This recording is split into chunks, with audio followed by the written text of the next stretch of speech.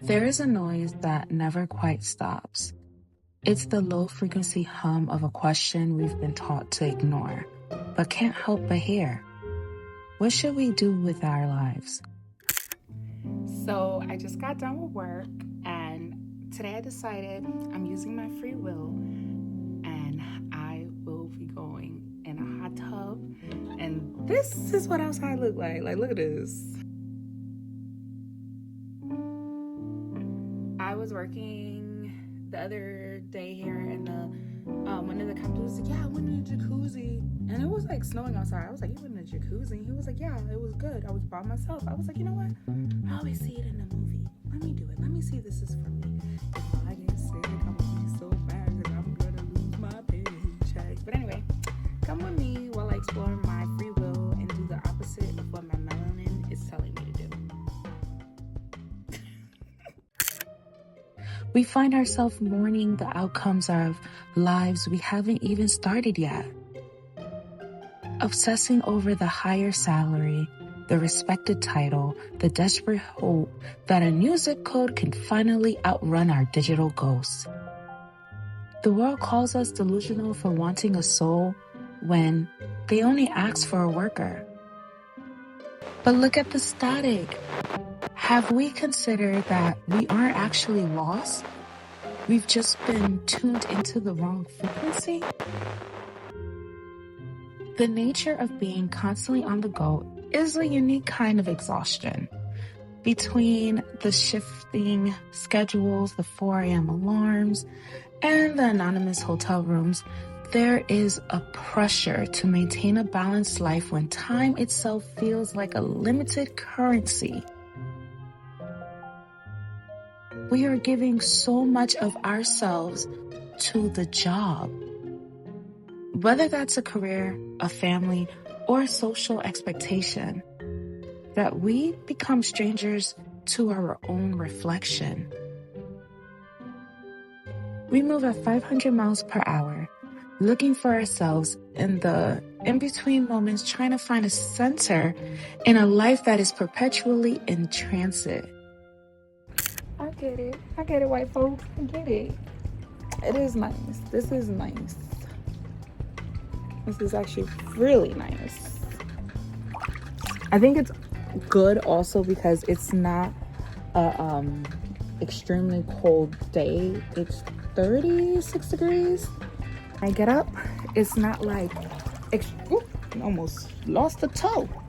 It's not like bone chilling, like, oh my god, today I think is like a perfect first experience, but it might be super duper cool doing this in the snow.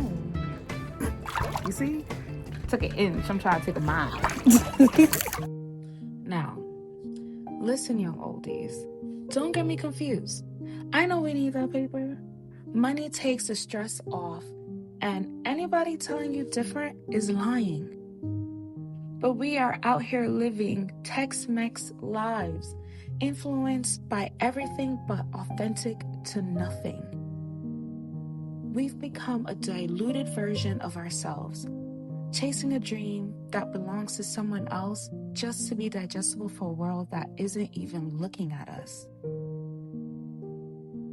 Some of us were meant to be spicy, meant to stray off the yellow brick road, and that's okay. We've made a discovery in the quiet solitude of our 30-something years to know where you're going. You have to get to know who you are. The voice of the soul sounds distant at first, drowned out by the noise of the machine. But with time and intentional silence, the inner voice gets loud again. We've met people who checked every box society laid out, the dream job, the money, the status, and yet they aren't happy. They followed the brick road and never strayed, only to realize the destination was hollow. We hear the successful talk about the contentment found in places they deem less fortunate, and it proves one thing. Happiness isn't a monetary value. It's an inner work. We had to stop prioritizing the paycheck over the purpose. For a year, I had to peel back the layers and get closer to God to find what actually filled my heart. That journey led us to the red dirt of Zambia, planting trees that don't offer a financial return yet, but offers a soul-level peace. We are learning that doing what we should do is actually just listening to the soul's direction. We are realizing that you don't need a mountain or a farmhouse to live slow. You just need to align your heart with your hands. Peace isn't waiting for us out there, in a better career or a more aesthetic town. It's right here, in the kitchen, in the streets, in the in-between moments of a busy life.